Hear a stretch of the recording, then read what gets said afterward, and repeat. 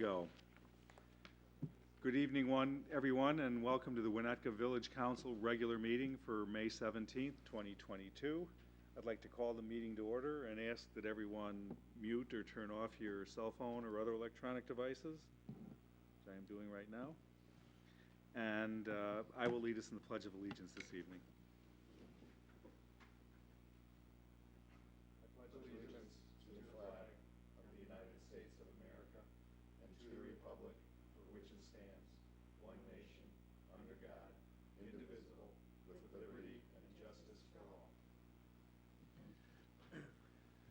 Thank you, everyone. Well, for what it's worth, Rob, can you please check quorum?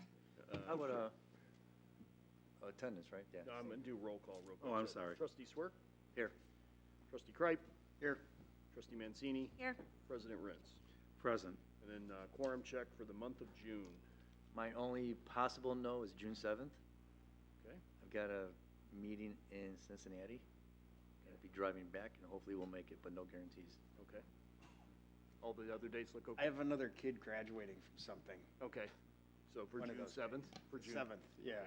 Okay. It's hard to keep track. It's one of them from one of the schools. Okay, thank you, Andy. All right, thank you. All right. Item number 4, public comment. If there is anyone here in the room this evening who wishes to address Village Council on an item that is not on the agenda, you're welcome to come up to the podium and share your thoughts with us. Would anybody this evening like to speak on behalf of something not on the agenda? Seeing none, I'll close public comment and we'll move forward with reports. Trustees, John, any report? Sure, I'll just, last week's, just for people who maybe didn't listen last week or see it on TV, last week's study session that presented the possible post office site that Mr. Rentz did a great job presenting. Encourage you all to take a look on the website. I'm sure it's on there, and see what could happen there. Wow, thanks, John. Sure. Andy? No report. Kim? No report. Okay. Village Attorney? No report tonight. Village Manager? No report this evening. And I could talk a lot, but I have no report. You guys listened to me enough last week, so. Okay, moving on. Item 6, approval of the agenda. Does any trustee wish to remove an item on the consent agenda for a separate vote? Hearing none, may I have a motion to approve the final form of the consent agenda? So moved. Second. Voice vote. All those in favor? Aye. Opposed? That motion carries. Item 7, we'll move on to the consent agenda, and I'll ask the village clerk to read the items on the consent agenda. Thank you. Approval of the Village Council meeting minutes for April 19, 2022 regular meeting. Approval of the warrant list dated April 19 through May 2nd, 2022 in the amount of $1,756,541.04. Resolution number R62, 2022, approving a contract with Wesco Distribution Incorporated for the purchase of single-phase pad mount transformers. Resolution number R63, 2022, approving a contract with Wesco Distribution Incorporated for the purchase of single-phase pole mount transformers. And resolution number R66, 2022, approving a contract with Lakes and Rivers Contracting Incorporated for the repair of pier brace. All right, thank you, Rob. May I have a motion to approve the consent agenda by omnibus vote? So moved. Second. Roll call vote? Trustee Mancini? Yes. Trustee Kripe? Yes. Trustee Swerk? Yes. President Rintz. Yes. All right, item 8, ordinances and resolutions. Our first item is ordinance number M10, 2022. Sarah Dippold Interior Design Studio, 906 Green Bay Road, special use permit. This is up for introduction and or possible adoption. Council will be considering a special use permit for Sarah Dippold Interior Design Studio, allowing the existing interior design office to remain on the subject property. Community Development Director David Schoen is here to review. Good evening. Just briefly, Sarah Dippold, who is here, approached village staff in 2019 about opening a home goods store with incidental design services, which she did.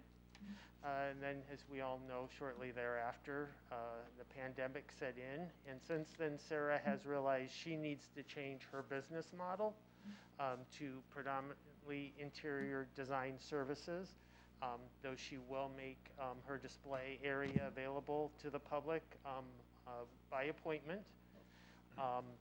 Her request was presented to the Plan Commission, and the Plan Commission unanimously recommended approval.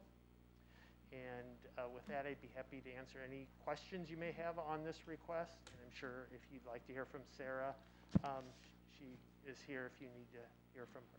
Awesome. Yes, Sarah, I'll ask you to say a few words, but any questions for David on this? No questions? Nope. Why don't you come up and just tell us a little bit about what happened and what you're doing? Can I put this on top of this, or do you want me to close it? Does it matter? If you could- Up here? Okay. Can you guys hear me? Yep. Okay. Hello. I wrote something that I presented a couple weeks ago now that I'd like to read again because I had a long work day, and by the time we get to this hour, I don't want to fumble, so I'm going to read it. If you want. I mean, I don't know how much of you probably didn't hear anything from the last meeting other than what David just presented. So it's just a quick recap about kind of where I'm at and why I made the decision I made to request this. Okay. So I hope I'm addressing you right. I said, good morning to you, members of the Plan Commission. Thank you for making the time to consider my request. I am seeking approval for a special use permit for my tenancy at 906 Green Bay Road in Winnetka as a luxury interior design firm. Before I begin, I would like to note that I have received over 20 letters from my neighboring businesses in support of this special use request, and I'm overwhelmed and touched by this, and then also the approval from the last meeting was wonderful to receive. Just a little bit about the Hubbardwoods Design and Dine, which I know is not officially part of the village, but it's been a great sort of development that Cynthia Burr and Rita Baggio had a lot to do with it too, from Benvenuto and Stein. So a little bit about that. The Hubbardwoods Design and Dine community of designers, architects, galleries, salons, and restaurants is rare, and I have been so happy to be a part of it. Pre-pandemic, we had plans to do some unique events community-wide, and we hosted neighborhood events like First Friday. And then I talk a little bit about Cynthia and Rita, which I just did. But we continue to discuss ways to enhance and improve consumer experiences by hosting events neighborhood-wide. We have enjoyed shopping and eating with our neighboring businesses, and when our clients come to meet with us in our studio, they also enjoy shopping and eating with our neighboring businesses. So on to why I'm here and requesting this special use permit. I intend to focus my business solely on interior design at this time. With that said, however, the gallery setting and beautiful window display that I have created will be maintained, and the public is welcome to shop the gallery on a by-appointment only basis. The gallery consists of items for sale ranging from ethnographic art, sculptures, and mounted mineral specimens from around the world to fine art and luxury furniture. When the pandemic started, I transitioned my office from the back of my space at 906 Green Bay Road to my home office in Glencoe to be closer to my children. This is where I had run my business for over 11 years before moving to the space at 906 Green Bay Road. Throughout the pandemic, the gallery was closed, and I stayed in communication with David and my landlord, Hoffman, about this decision. And as months turned to years, I also conveyed that I did not see transitioning back to a retail gallery with regular retail hours. My landlord, Hoffman, and I would like to move forward and finalize a new long-term lease. However, since I don't wish to keep these retail hours, I wanted to make sure that I could get this okay from the village of Winnetka before doing so. As mentioned, even with this change, I will still be open by appointment if the public wishes to shop my gallery. In fact, throughout the pandemic, I accommodated several meetings with members of the public who wished to purchase items that they viewed through my windows. It was unreal, and I accommodated, and it was great. It worked out for everybody. So that also gave me some insight as to how it could work as by appointment only, and that there would be a response if people wanted to get in, I could make that happen. I know there was a concern around my business's demand for parking. As noted in my packet, I am working to secure 1 to 2 permanent parking spaces in the rear of my building, owned by my landlord, Hoffman, in my new lease. David had asked me to answer a few questions about what the day-to-day is like. So we usually have 1 to 2 client meetings in the studio per day. Those visits last usually around 2 hours, 1 to 2 hours, sometimes a little bit longer. It's usually about 2 people. Sometimes it's 3 or 4 if there's an architect or builder or like an engineer or trade that needs to be present. The time of day varies week to week, but it's 4 to 8 meetings per week, anytime between around 8:30 to 4 p.m. and asked me to talk about the square footage, which was 1,200 square feet, about. Okay, I would like to add that moving my business operations, this gets into, I don't know if you cares too much about this, but my business, my interior design business, has a sales tax that is submitted through Glencoe, which is where my residence is and where my business had been before. So I never transitioned it over to Winnetka, but with this change, that transition will happen. And from what I understand, the village of Winnetka would then benefit from the sales tax that I collect for my interior design business, which is a lot more than what I collect for the gallery. So that's a plus. As you know, I've submitted answers to the 14 questions as part of the submittal process for my application. In regards to the questions, I'd like to reiterate that my business as a luxury interior design firm seeks to serve our community and, if anything, improve the business district and add value to the community. Our goal is to help our clients elevate their living environments, which in turn elevates their property value and should hopefully elevate surrounding property values as well. I love serving this community. I was raised in Wilmette and have lived and raised my 2 boys in Glencoe for the past 12 years. I love what I do. I love interacting with clients and builders and real estate agents from the area and others who work in and around our beloved North Shore. In closing, my business has grown and evolved over the last few years since I opened my doors at 906 Green Bay Road. The pandemic did have a lot to do with our restructuring, and I feel I will not be able to operate the way I need to for my interior design business if I'm required to maintain retail hours. I'd like to stay in the beautiful space that I've created and continue to build my business here. Thank you again for your consideration. Okay, any questions for Sarah? No? Just a couple questions, well, one question. Appreciate the honesty working with the city, figuring that you were transitioning to a different business model, and not just trying to be under the radar. That's awesome. Seems like it's a great synergy with other businesses in the area, even if you're not doing the retail end of it. My only question, you mentioned sales tax, interior design. How do you get sales tax? So I'm trying to figure that out, but I'm trying to figure out exactly how this all works. But you know, I sell product as a designer, so I sell a lot of product. I sell a lot of furniture and rugs and accessories and window treatments and all kinds of things that we collect tax on. Okay. And right now, my business is still located technically, physically in Glencoe. Okay. So with this transition, that would be transitioning, and I think that means that those sales tax dollars would go to Winnetka, and that is a whole lot more than what would have been coming in for the gallery. No, that's the only questions I had. Thanks. Okay, you're welcome. Thank you. So, go ahead, I Sarah. was going to say, I was in the plan committee, I'm a liaison for the plan commission, so I heard your talk then, and the commission had a lot of questions for you, and you vetted them all out, and they left very satisfied with your request, and as David mentioned, it was unanimous to approve it. So just as some anecdotal information about that meeting. Sure, the only question I have is so I'm hearing from you a commitment to start billing from 60093. Yes, you mean technically relocating the, yes. Yeah. Yeah, that's the goal. I mean, if this transition happens, then that would be the permanent physical business address, you know, for years to come. And like I said, I'm working with Hoffman towards a long-term lease, which I'd really like to have happen. And so if it does, yeah, that transition's a big part of this. Okay. Are you okay with that? Mm-hmm. Yeah, it's all filings with their sales tax in the Illinois Department of Revenue. Okay.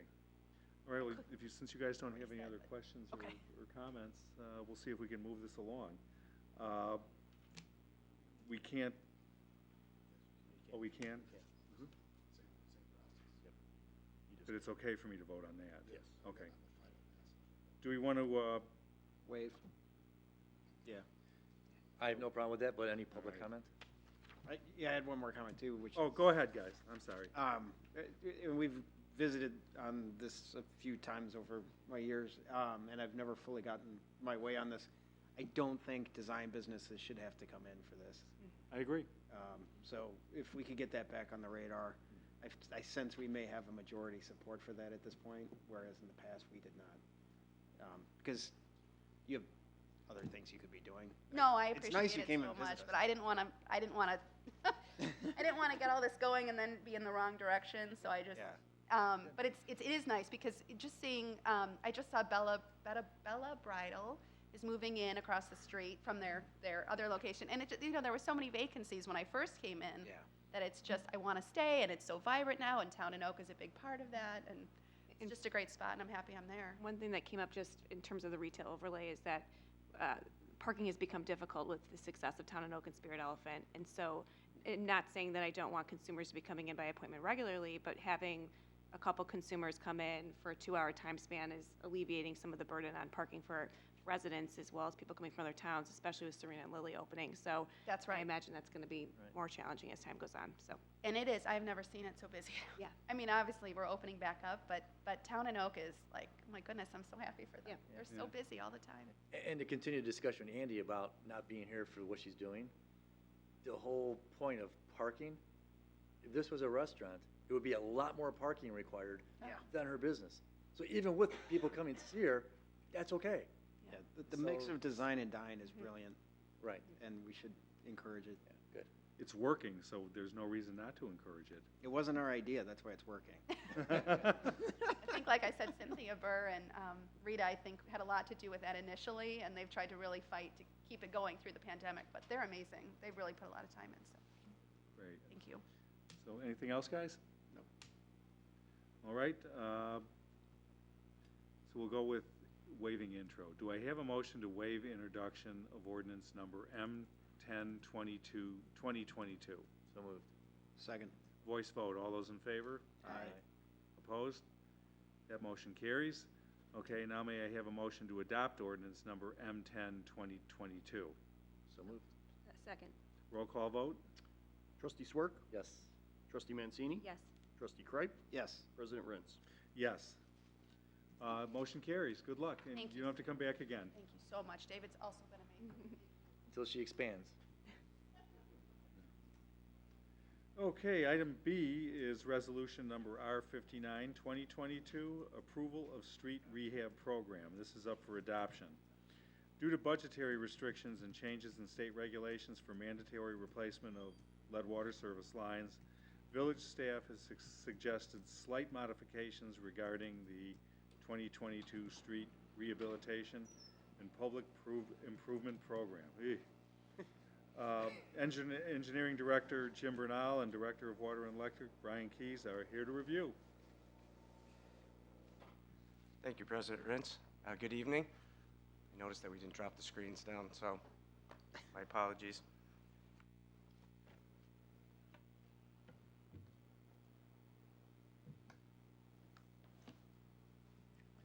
I won't miss this going away. Use this if you want. Oh.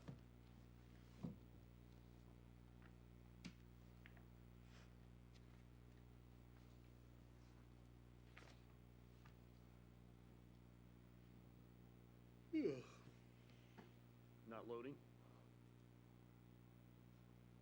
No. No.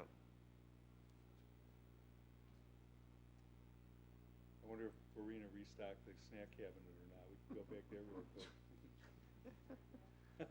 We can do it old school if you want, and I have copies of the PowerPoint presentation, just if it's easier to do it that way. Well, if we can give it to our There's guests. extra copies over there too if you want to follow along. So I apologize for the glitch on here. So just as a quick recap, we typically design this annual street rehabilitation program.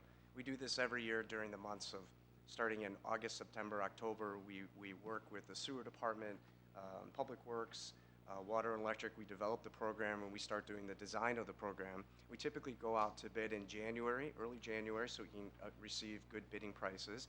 And then we'll usually come to the council late February, early May for a recommendation. Well, we were on track with our program, and as part of our permitting process, we learned from the IEPA of a major change, which made us take a step back and have to reevaluate the program that's before you tonight. So I'm going to walk through the program this year. It's modified slightly. We'll explain how we got to where we were at and go from there. So on your first slide, this is a map of the program as it was originally intended to be developed. Scott Avenue is located to the north, which would be the top of the page. The red locations are the locations where we're at. Scott Avenue was to have some water services replaced and then the roadway resurfaced. There's a section of Tower Road that everybody drives out of town between Forest Way and where IDOT owns, and it needs some rehabilitation. That's going to get resurfaced this year. At the intersection of Hibbard and Tower, there was a sidewalk improvement to address some ADA issues with students walking their bikes. That'll be taking place this year. Maryland Gage also has some water main replacement and was scheduled to be resurfaced as well this year. Sunview was scheduled to be redone. This is a priority for us this year. And then Locust. Now, when we developed the budget, Locust, as you may recall, had a large water main break on it. And so this street kind of came to us after the fact, after the break. It really needs to be addressed. So at the recommendation of Brian Keys, we added it to this year's program as well, so we can replace that last section of water main and resurface that road and clean it up. And then our big program was on Cherry Street. We were going to resurface the roadway, install a new main, replace services, clean that up, and then resurface a section of Maple. So this was the program that was before us. This is what we planned on coming back to you with. And so we went out to bid with that intent. So switching to the next slide, this chart here, on February 18th, we opened our bids. And again, we didn't learn about this change until literally after we had opened our bids and we had received our permit from the IPA. The apparent low bidder was Reliable Contracting and Equipment, and they provided a bid proposal of about $3.1 million.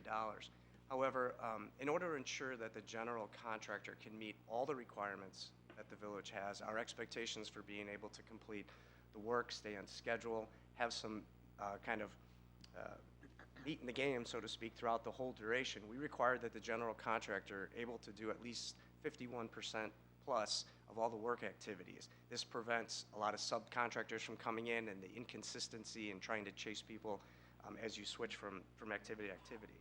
So after speaking with Reliable, we determined that they were going to be outsourcing a majority of their work, and therefore they would not be able to meet the contract expectations. And so therefore their bid was not compliant with us. The apparent low bidder at the time was A-Limp at about $3.4 million, Copenhagen about $3.49, et cetera. So this is what we had expected to bring back. So now if we'll switch to the next slide, just to recap some of the budget items here. Our annual street rehab is made up of a few budget items. Engineering, from the new engineering department, some budget line items from Public Works for helping them out with some patching, some striping work activities they do. And then the water department, they have a water main replacement fund.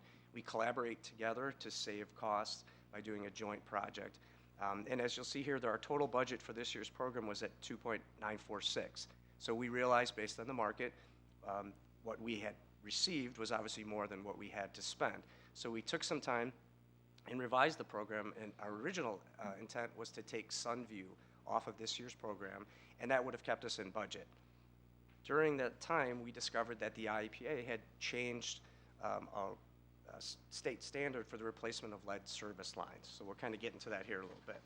So this was a new act that they had passed. Now, they had been talking about this for a couple years, but to be honest, there really wasn't much drive in getting the word out that it was going to start January 1. So when we actually received our IEPA permit, it was noted in those requirements of the permit, the new requirements for the replacement of lead services. So this went into effect for all lead services beginning January 1 of this year. And the goal of it for the state of Illinois is to replace all lead services by 2067. This is an initiative that they have to get the lead out, so to speak, from the water. So this year's project was reorganized when we took a step back and looked at where we were replacing the water mains, how many locations actually had lead services. Well, we found that Scott Avenue had a lot, Cherry Street had a lot, and this is a new program, and we're not alone in this. A lot of communities that we're talking to are taking a step back in their program because the change is quite expensive, and it's quite involved in coordinating with the property owners to get access, because the law now requires you, when I take a step back, when we restruct construction of a new water main, we replace the service from what the village owns from the new main to the B-box that's in the right-of-way, and from the B-box all the way back to the property is the residential homeowner's responsibility.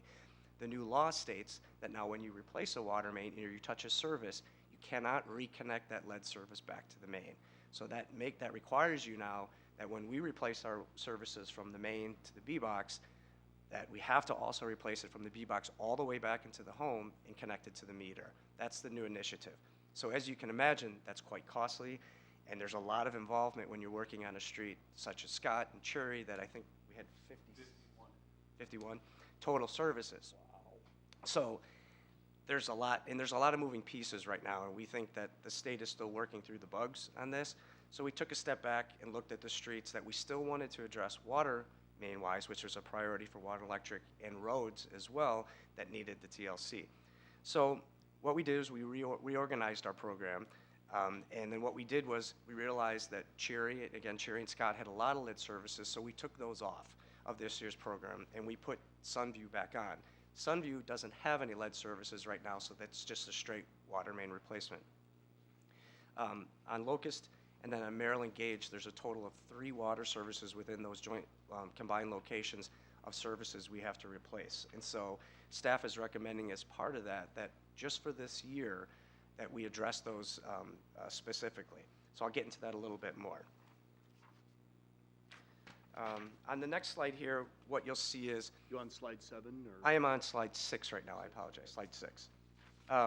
So on slide 6, what you'll see is, this table's been revised to show what the original bid amount was, and then what the now modified bid amount was. Again, reliable equipment, even though we made the modified, we still determined they couldn't meet the contract requirements, and so again, that's a non-compliant bid for us. We took a step back. ALAMP Concrete Contractors was still the apparent low bidder at a little over $2 million, $23,527.50. Copenhagen was about $140,000 more than that, and then so on and so forth. So based on this modified plan, ALAMP Concrete Contractors, who has done work for the village in the past and is currently working outside the village hall for streetscape, et cetera, they have experience with us. They're the apparent low bidder right now. So the effects on this modified program, we wanted to sort of show you as we took a step back and we looked at the budget numbers. Our original budget on slide 7 here, in engineering and public works was about $1.3 million. With the modified program, that work was reduced down to about a little less than $900,000. So that actually gave us a difference in a surplus of about $440,000 this year, just in the engineering department and public works funding alone. For the water department, the result was even greater. So with their original $1.6 million budget, the work was reduced down to about $940,000, and so there was a surplus of about $666,000 that was left over on here. Again, I know Brian's eager to keep moving forward with the old and deteriorating water mains, so I know that's a priority for us. So in looking at this funding that's available, one of the things I know that the engineering department is thinking about is, as you know, I've come back for public parking lot areas to reconstruct those. I'm trying to address all of them. We just have a few more left. So I think some future consideration may be given or could be given to addressing public parking lot areas throughout the town. I know there's some economic developments, things that are taking place. Maybe it might be viable. It's something to consider. So on the next slide, number 8, so for this year's program, staff's proposing a kind of interim cost share model. Now this model, as you may recall, it's very similar to the sanitary sewer backup program that we have on the books. And it basically, if a homeowner does an improvement to address a specific item, it offers them a fiscal contribution to help with those costs. So for this year's program, we're proposing to do something similar. Now, I would anticipate, I don't anticipate, I'm sure that the water department will be coming back to council to sort of talk in more detail about a long-term approach to how we're going to address the lead service replacement items. There'll be more details on different models that other people are doing, some costs, what we see, et cetera. But for this project, we wanted to address just the few that we had. So following that same suit of the overhead sanitary sewer backup program, what we're looking to do is do a kind of a cost share model. And what we're proposing is that the village would cover 50% of the cost from the B-box into the home to replace that lead service with copper. Now what we did is we worked with the apparent low bidder, and we got 3 proposals from 3 different plumbers who have familiarity with this type of program to get some prices specific to each home. Because the uniqueness to this is that each home, the price is going to be different. It's not just a one price all, because some houses are longer, some are shorter. Some have different obstacles, front porches, foundation settings, things like that that can increase the price. Finished basements, unfinished basements. There's a lot of moving pieces to this, which Brian Keys and his team will get into when they come back to the council.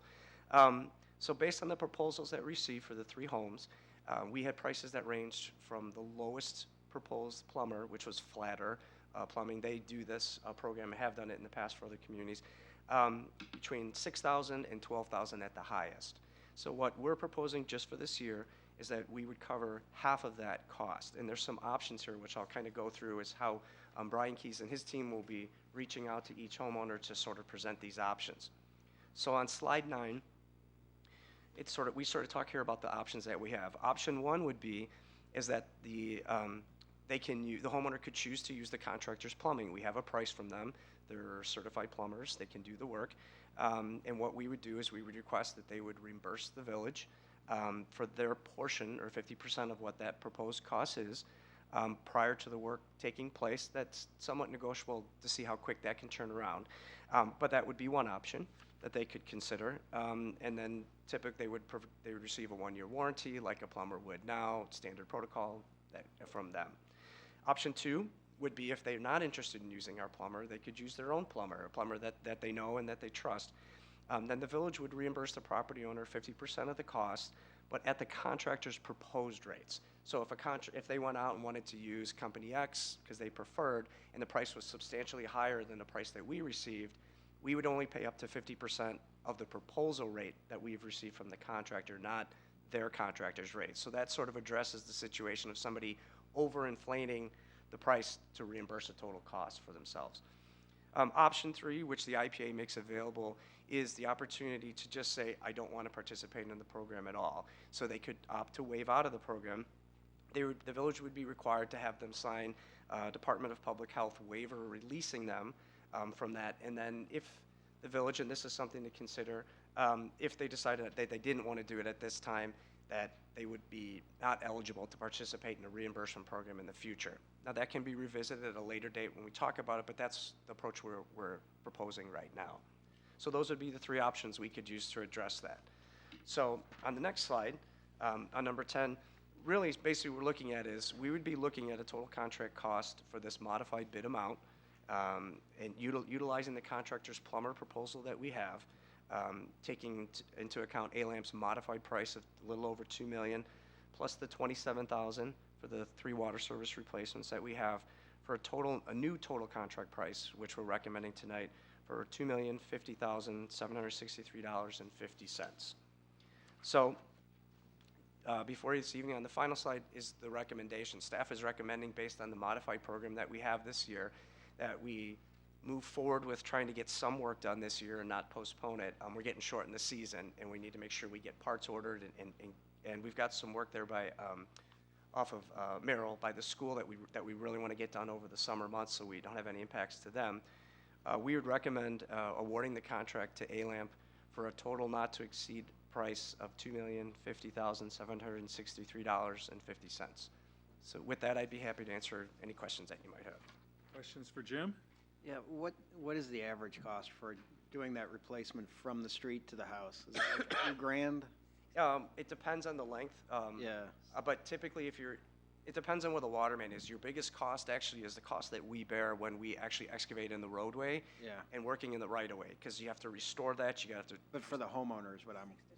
I would say on average, if you're looking at, let's say, on a home, let's say on the east side of Winnetka, anywhere from $15,000 to $20,000, depending on the length. Maybe on the west side, it could be anywhere from $10,000 to $15,000 realistically to replace a water service. Are some of the options, and maybe this is a question for Brian, that you're considering amortizing the cost of that for the homeowner on their water bill over a period of time? Yeah. So as Jim mentioned, we're putting together a comprehensive packet of some recommendations and options for you to consider, because it's obviously going to influence the budgeting consideration for 2023, impacts replacement costs for 2023, and it also challenges on emergent replacements. So we did talk, there's going to be scenarios where a homeowner may financially not be able to afford it, so we're going to try to provide some opportunities to address that scenario when we bring it back to the council. And then under, I'll say, the village manager's discretion, we already had some discussion now, potentially if these 3 individuals pose a hardship case, that we would then work out some type of payment plan to make it work if the council goes forward with a 50% option. So that's what we're dealing with here, it's just 3 households? That's correct. Yeah, so what we're asking is to deal with the 3 households so that we can move forward with the road rehabilitation work as Jim laid out. pushing those other two water main projects that encompass 51 services, much more challenging to coordinate, more communication, hand-holding. And then, to be honest, and he did a great job presenting this, but there's also notification periods. They have to have the information in their hand so many days before we can take action. So we just felt that addressing those 51 cases was going to be insurmountable to get it all in an order and execute in a timely fashion. I'll just tell you my thinking that it's only 3 households. I don't want people having to cry poor. It's a massive hit. Even if someone has money, asking them to cough up 15 grand in the middle of summer, or even half of that, 7,500.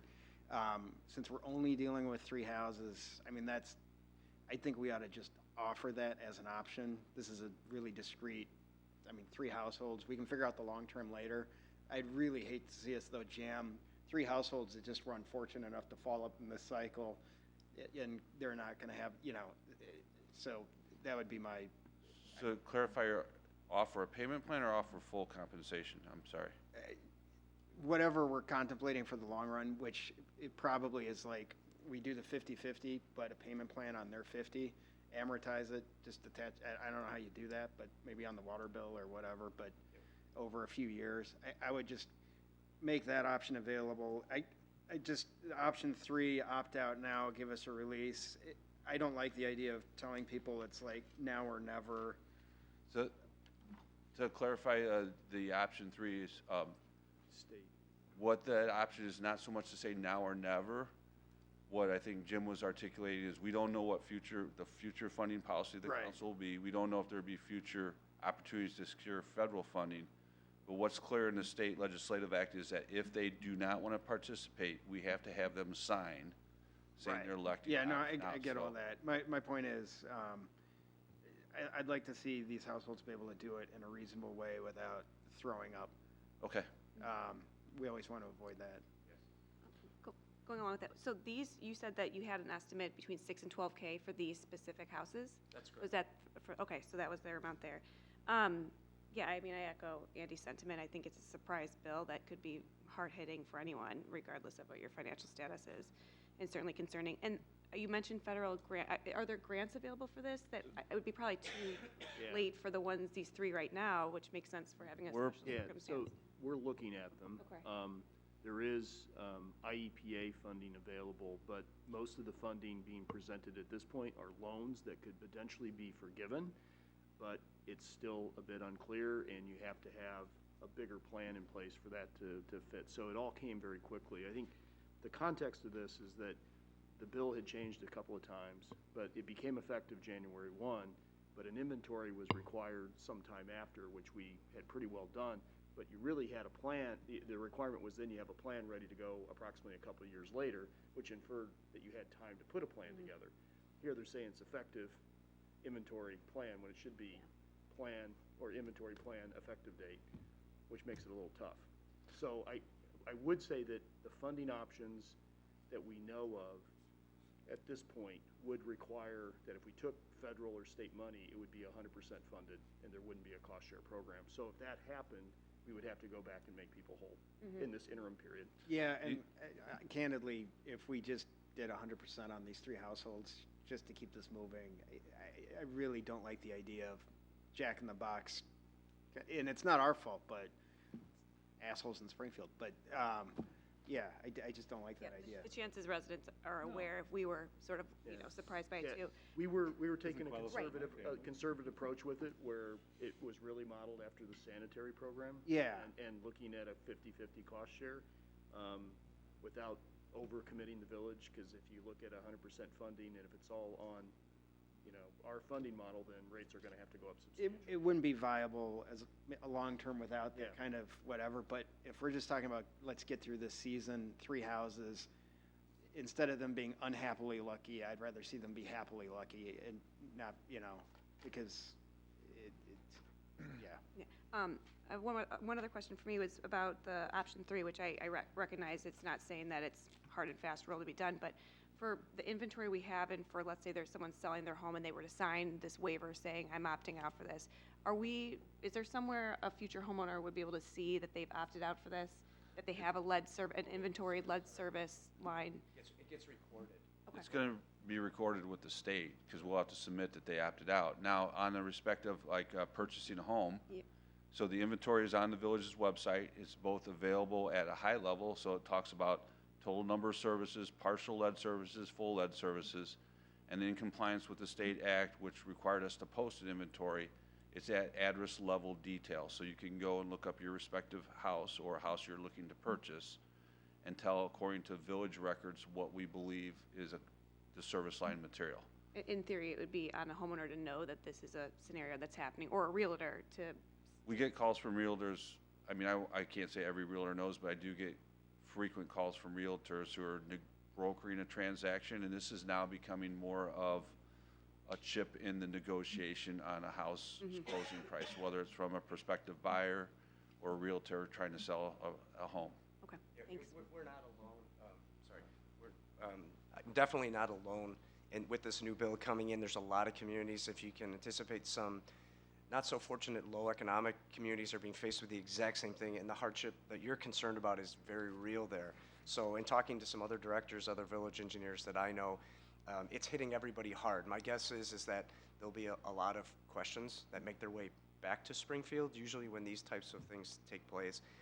I wouldn't be surprised if somebody takes a step back and they really start to think through the program a little bit more as the hurdles come out. The goal is good. It's admirable, but it's the implementation part that needs a little bit more tweaking. So, Question I have, and it seems like a big flaw, if the state is telling you you have to connect with you can't connect a lead line, how are you able to opt out of it? Right. So- It's that big of a hazard, So right? It just seems wrong. you're basically, the homeowner's acknowledging that they're aware of the risk and making the decision not to. Well, that could solve our problem right there. So, I mean, so they have an option. So again, unlucky, fortunate, unlucky, or unfortunate, they do have an option. So I mean, this is not if they really are hell-bent against it, excuse the expression, they can opt out. But we are going to be required to submit documentation to the state. So for example, on the streetscape water main work, I have to sign off stating that there is no lead service lines reconnected to new water main. To get our final operating permit for that main. I'll be in the same situation for each of these projects that I'll have to sign off, and they specifically ask for that statement. If not, I have to provide, okay, what's the scenario, which will be inevitably that waiver. a little education for me, maybe you don't know the answers. Is it really the drinking side of the water? Are you consuming it? Cooking, does it cook out the bad stuff? No, so it's consumption of the water. So I mean, it's basically where you're consuming Yeah, it. so keep that in mind. I mean, So- if you've got a filter in your house, you've just cleaned your lead out of your pipes. So with that knowledge, if I had the lead service, I got my filter. Why spend $6,000 or $12,000? I'll sign a release. Taking a shower, cooking is not going to matter. So, As a prelude to what's coming, it'll be, we'll present options for the council, but it'll be a question about the cost implications and future rates, what we do for emergent and planned, and there's also a social component too, like, I paid for mine, why do I have to pay for Jim's? So those are some of the unfortunate decisions we'll be bringing back to you at a future meeting like the study session. Brian, just a bit of context with respect to our testing for lead in our system. Can you just add a little? Yes, so we're required by EPA standards to do testing. It's every 3 years they do it. So the lead copper rule. There's a number of houses with lead water services and copper services. We take those tests, which where some of you may be participating or residents watching. It's a set list of people. When someone moves, we have to refile to add a new residence on, but we leave them water bottles with instructions on how to sample. Staff picks them up. It gets sent to a laboratory. That laboratory reports the results to the state. So we're under any regulated standard for lead in potable water. So we're meeting that. That's reported publicly every year in our consumer confidence report. But this is, again, the next level in removing lead from potable water supply in Illinois and at the federal level, is that they're no longer going to allow partial lead services or the repair of lead services. And the additive to the water for the coating? Pardon? the adding to the water for the coating of the pipe, the phosphate? Yeah, so what village manager's been is, you know, as we've communicated before, the village has a long history of, they treat the water with a chemical called polyorthophosphate, which basically prevents a lining to slow the mitigation of any type of lead into the potable water. So that they've been doing that for more, I've been here 16 years, so longer than that. Let me ask, is it more cost effective for a homeowner to do this in conjunction with our project, or does it really matter? It's hands down more cost competitive for a homeowner to be part of our water main project and get it done. Because as Jim mentioned, under a water main project, we would cover the costs, no cost to the homeowner, built into the rates of bringing a copper service from the water main to the property line as part of our long-standing water main replacement policy. We did that all the time. Right. If you had a lead service, it would get reconnected at the property. We would encourage you and give you communication like this is a great time to look at replacing it, but most people did not, and so we would reconnect the lead service. What's come from this is the state saying we're not going to let you do that anymore, and they're Without a forcing, waiver, unless you have the waiver.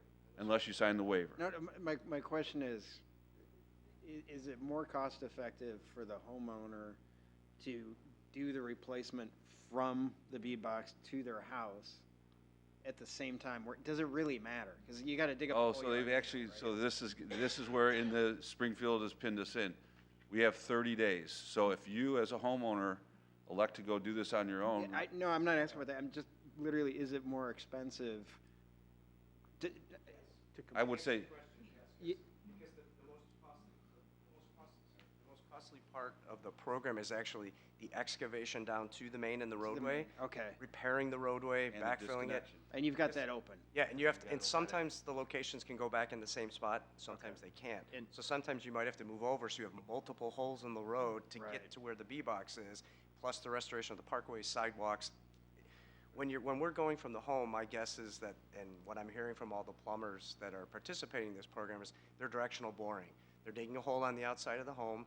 We have a pit open where the B-box is at. They show up with the machine, directional bore right to where they need to go, and you just pull the copper out. Saves your front lawn from getting all ripped up, where if, a lot of times, folks, if you had to pay somebody to do the exact same thing, it would be quite expensive. So that's why they open trench most of them, because that's cheaper. And so you just answered my next question about landscaping materials, grass. Basically, you got a hole at the house. Yep. Does the homeowner just take care of that, re-landscaping that area? I mean, The way that the law is written right now, unfortunately, yes. okay. That we would, That's but good. we would try to minimize the impact of where that hole Right. is at, to try to do that. So in looking at other communities, there are some municipalities that have considered not paying for the main to the B-box. And we've had that as part of our policy for a long time. Some may have done it in the past and are looking not to do it. Yeah. And some never have. So I think in many respects, we've kind of built it and that cost into our model already. So now we're at the B-box to the home. That delta, how do you get that done? As long as we're on the digging things up, just a practical question. We got a lot of huge trees in this town that I'm imagining these service lines are going right through. How do you deal with that? Can you go around them? so, yeah, so every scenario you're thinking of right now, we've, Yeah, I shouldn't have taught that, but yeah. because we'll hear about it So, if there's a bunch of dead trees. We work with the village forester, we work with the contractor, so inevitably in every project, every water main project, there'll be one or two houses where it doesn't go the textbook design to the property line, because where the water service is, there's this beautiful oak tree. Yeah, So we work with the homeowner and the contractor to try to find an alternative that still meets the requirements for providing reliable service that can be maintained without taking a tree out. Sometimes that means putting unfortunately, a funny bow in the service line. Sometimes it means shifting the location of the B-box a couple of feet one way or the other. Actually, our contractors also have the abilities. They've been, they do what's called a bullet. It's just an aerodynamic bullet that they line it up where the old service is at, and it just tap, tap, tap, and we directional bore right underneath it. So you figure out the two spots. It's a short distance. We do that now. And if the old service is in the tree root area, you can just disconnect it and abandon it in place. That's correct. Yep. Okay. cool. As far as paying, is there some process that if people don't have the money or don't want to pay the money, they can sign another document that you put a lien against a home, that you get that at a next closing or something? I got an idea. Whew, all right. Maybe the way to approach this is to just do a simple recapture agreement. My concern is, I agree with you, these people are getting the short end of the stick here. It's like, oh, by the way, we're gonna be replacing your water main, even though it wasn't in the program for this year, but now it is. And by the way, cough up an extra 7, 8, 9, 10,000 bucks. Right. So we can tear up. And you parts of might the might yard. find these three people don't even want it. They might With sign on. a simple recapture, at least we would have the option if the policy ultimately ended up being a 50-50 split, that they would be responsible for that, payable either at the transference of the property or whatever. So we could kick it down the road so that new purchasers would be the ones footing the bill for it. And we can still go ahead and take care of this. I don't feel good about these three people, and my first instinct was 27 grand, and you're saving $1 million off of your budgeted money between the two of you. There's almost $1 million that you're not spending as a result of this rejiggering of the system, right? So the 27 wasn't, and I'm not being flippant about the money, but I look at it and think, yeah, but at the same time, if we have a different policy, then they either got away with something that we weren't Right. going to do. Recapture gives us the flexibility that we decide on a 50-50, that's the value that becomes the subject of the recapture. If we find federal money or grant money to pay for everything, then we can go that way. So you're suggesting a recapture that would be a lien on the property? Most recaptures are A recorded. recorded lien? Yeah. Okay. So how do we move forward with these three homes? From a village standpoint, we can't just give stuff away free. I mean, right? I don't know. So it'd be- Legally, I don't know that It'd side. be option one, option two, but instead, well, I guess it'd be option one, use contractor's plumber, reimburse the village, but instead of doing that, they have the option of not reimbursing the village, but there's an agreement that we can recapture that cost at a later date. So we pay, so the 50% is the recorded lien. And gotta give them a range Or- of how much money that is. Do you have to record it because, it's a utility, right?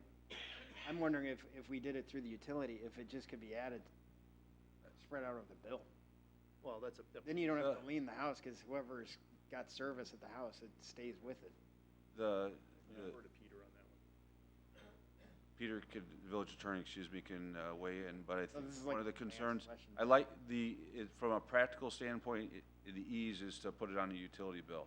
Yes. I think, though, that recovery, if you were to sell the house, that we would potentially not have a good recovery component to go to the next So homeowner. when you close, you have to show that the utility bill is fully paid. You can't close without that in Illinois. So if you have it on the utility bill, that serves as your capture without liening the house, right? Right, normally recapture is recorded, and I don't think it's a big deal for it to be recorded. I would say do both. Have it on the utility bill. The problem with the utility bill is that means sometimes you've gone through and at the last moment, they come in here to pay, and all of a sudden they see this thing, and it's like, then you're Yeah. threatening the And- transaction. And I don't think having a recapture, that's not that out of the ordinary. It's No. not an ugly document. Yeah. It's, 1 or 2 pages, easy to understand. Right. And I would say the recapture agreement should come back here for you all to approve before we. Definitely. Right. Right. Even for the three houses, right? Yeah. Yeah. Yeah. Can you have that for us tomorrow? If you meet tomorrow, it'll be ready. And then- What do No, you that- guys? no, that's- 48 hours. That's good, because if we do it for free somehow, Yeah, no, the I guy agree. who just did the addition that paid for a water service, that's not fair either. Well, So- but mine's got Distilling the- down what I'm hearing in the comments, so I'll take what I think my next steps are. Assuming that you're gonna approve the contract, what I'm hearing is that we're gonna approach the three homeowners. We're gonna give them, we're gonna present the option to do cost sharing now as outlined in Jim's staff report.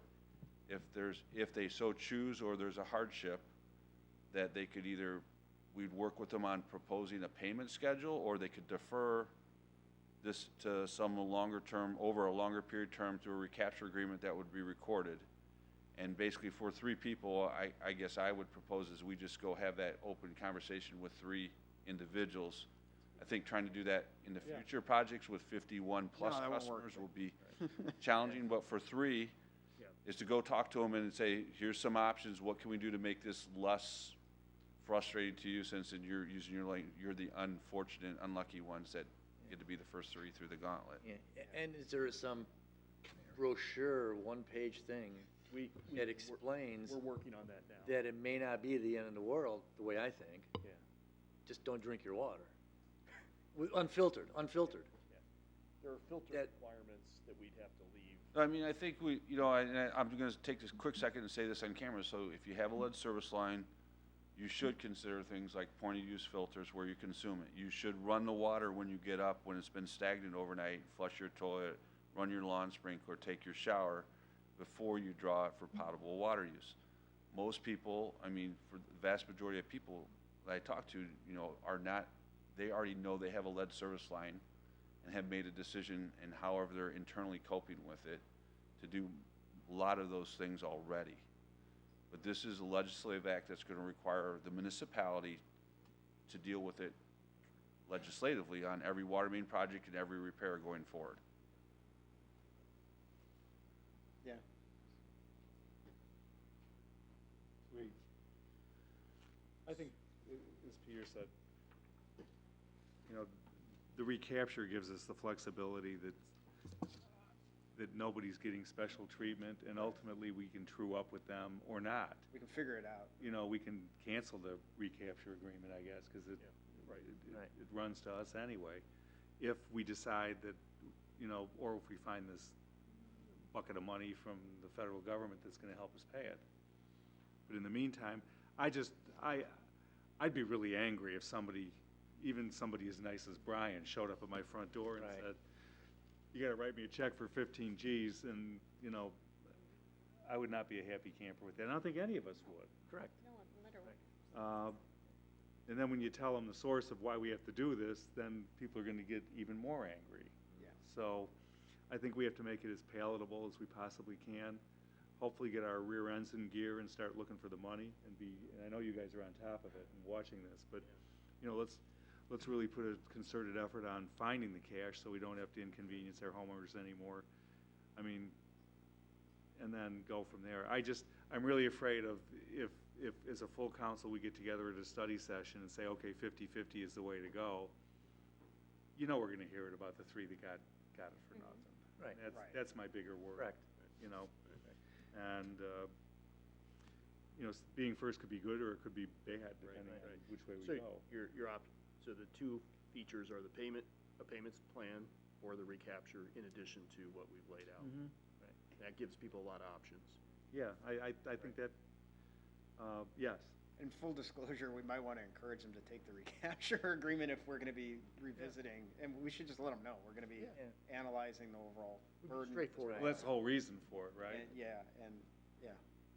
And in the bid of $2,050,000, does that include the 3 services to the house? Yes, it does. That was the full 3. Yep, that's the 27,000 on top of it. And what happens if they punch through a finished basement part? Owner's got to repair the inside? That's correct. So That's got to be clear. it gets them through the exact same opening that's there now, and it replaces it up to the meter. Ugh. Okay. It's going to be Right. difficult. And a good part about having the same company do all of them is that we're behind them, we got the insurance with them. Yeah. I mean,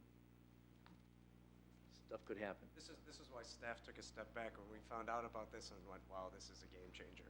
Yeah. And we're not alone. A lot of communities are going through the exact same You're dealing with this every Okay. scenario that we are right now. Good. Are people struggling like we are, or, okay. Well, that's good job on the fly, mixing it up. And So worst case scenario, if we approve the $2,050,000 and some change, and we have 3 homeowners that opt out, we get a change order negative, correct?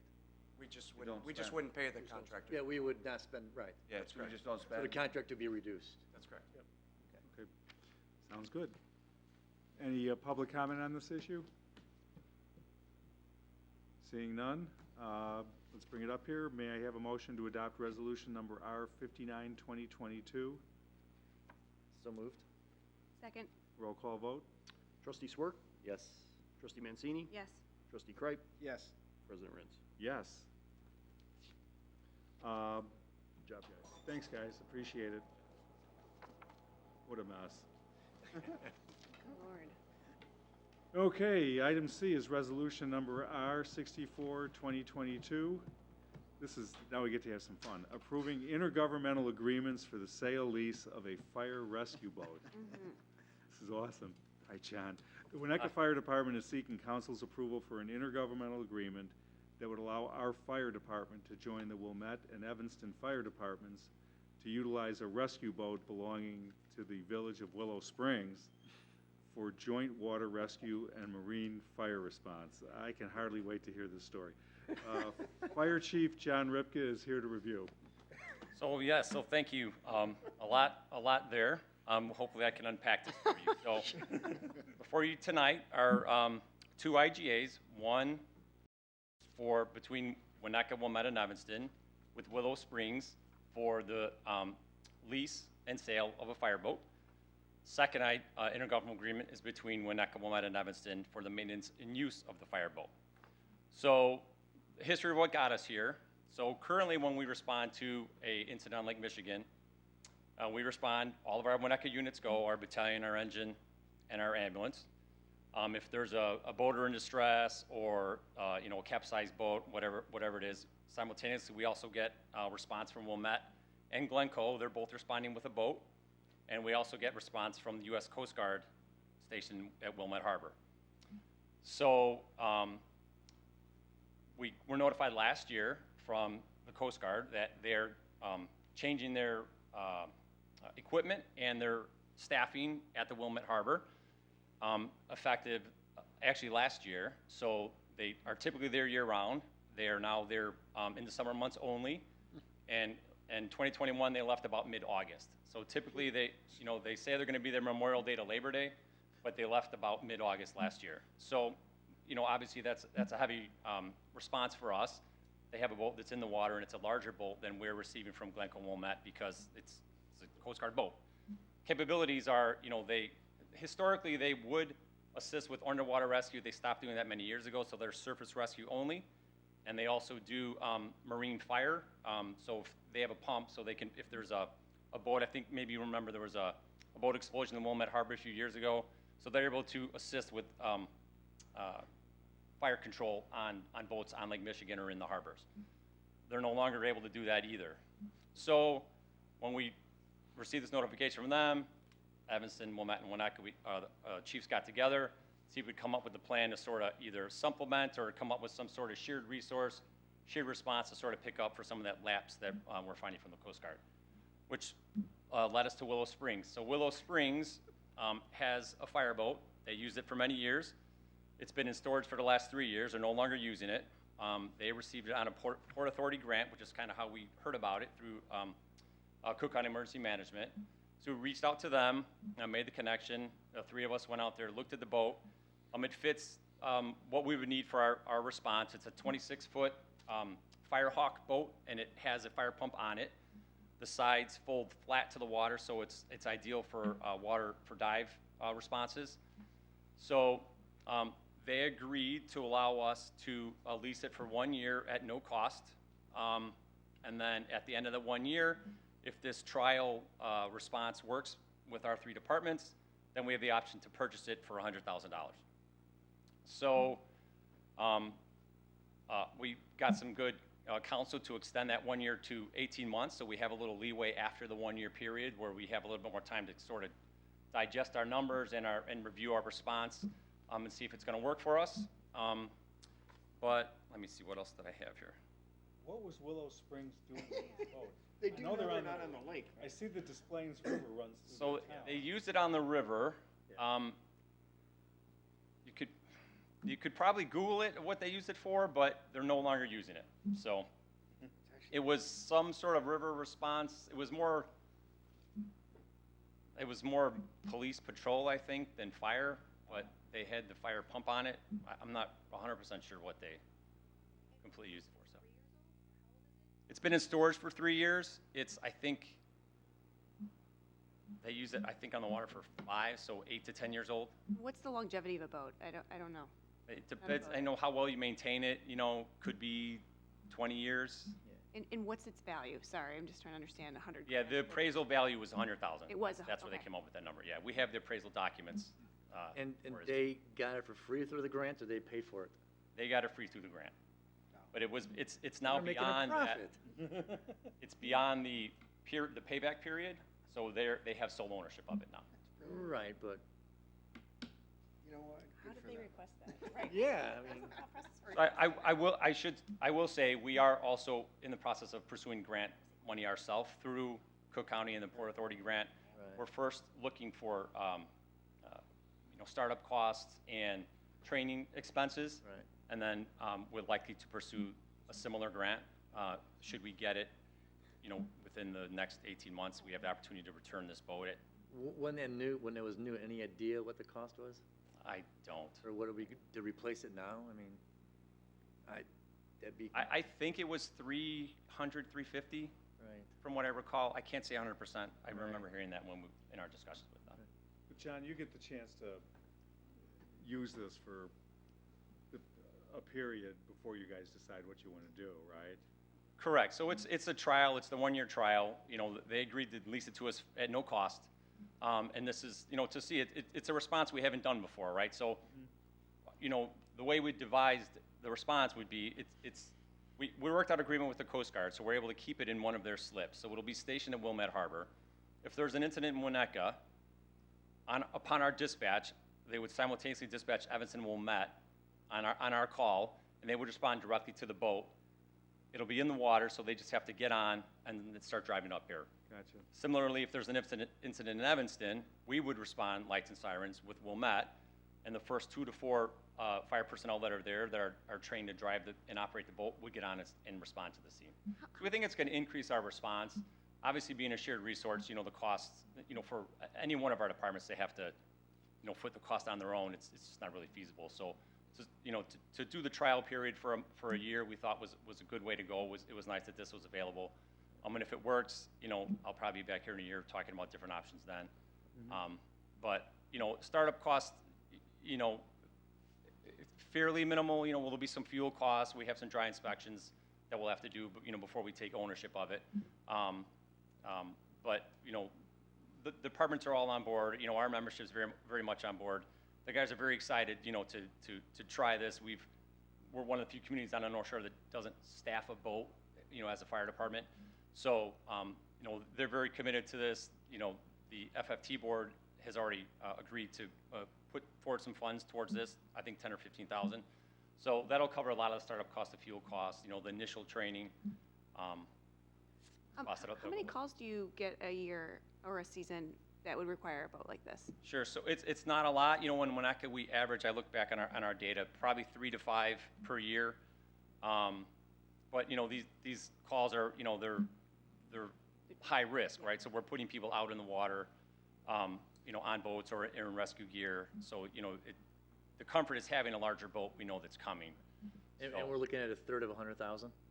What's that? 1/3 of 100,000? Correct. Yes.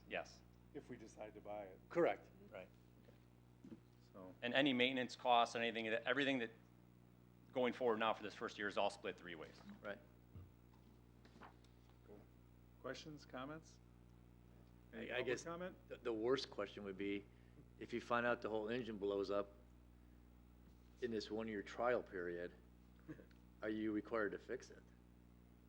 Or is it considered a messed up boat and I don't want it anymore? I could see something like that happening, worst case, right? We gotta give it back to them like we got it. Or yeah, right, just not sure how you address that. We are pursuing an insurance policy, so Wilmette's taking the lead on that. We'll contribute 1/3 of the cost for that insurance policy, and we're looking to address a lot of those through that policy. That would be a biggest concern, buying a lemon, it hasn't been used in 3 years. Well, the good news is that at least we get a chance to use it for free for a year to see if Unless something happens in that everything year with shakes out. mechanically. Yeah, it'll be fully inspected, I think, too. Okay. Diesel or gas? Gas. There's not a lot that goes wrong with those, John. I mean, Well, but once it's all dried out for 3 years and there's no oil in it, and I'm just Yeah, we're having a very thorough, dry inspection done. Then we'll do another wet inspection. Okay. So hopefully, we would catch any, Okay. anything like that. Great, thanks. Seals and all that stuff will be looked at by the mechanic. It's Munson Marinas who we're scheduled to take it to, to Right. start, so. Sure. Okay. I guess we don't get to go water skiing on it then either, do we? You might want to move the 4th of July parade. Put it in the parade, that'd be cool. Yeah. All right, is there any public comment on this item? Tom, you want to share any thoughts on this while it's your last shot for the evening? Okay. All right, we ready to see if we can move this along? May I have a motion to adopt resolution number R64, 2022? So moved. Second. All right, roll call vote? Trustee Kreip? Yes. Trustee Swerk? Yes. Trustee Mancini? Yes. President Rins? Yes. Okay. Thanks a lot, John, appreciate that. You've heard the concerns, though, and certainly when you get back with the group, make sure that you can address those at some point in time. Yeah. Weekly report would be a great place to just answer those questions if you could. Thanks. All right. Last resolution of the evening is resolution number R65, 2022, waiving competitive bidding and approving a purchase of a line track from Alltech Industries. This is for adoption. Oh, and it turns out that we have to defer this because there's issues. We need 4 trustees to vote for waiving the bid. So there are only 3 here present tonight, so we'll defer this to the next meeting in June. Brian, the contractor, is acknowledging this is ready to go and should be okay. Okay, thank you. That's correct, Village Manager Bain. We've talked with Alltech, and we believe that deferral will not jeopardize the decision for the council to make at the June meeting. Thank you.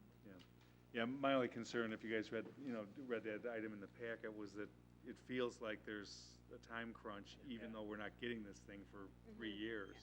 So, anyway, we'll see that again on June 7th and hopefully be able to move that along. All right, item 9, old business, there is none. Item 10, new business, there is none. Item 11, appointments, there are none. And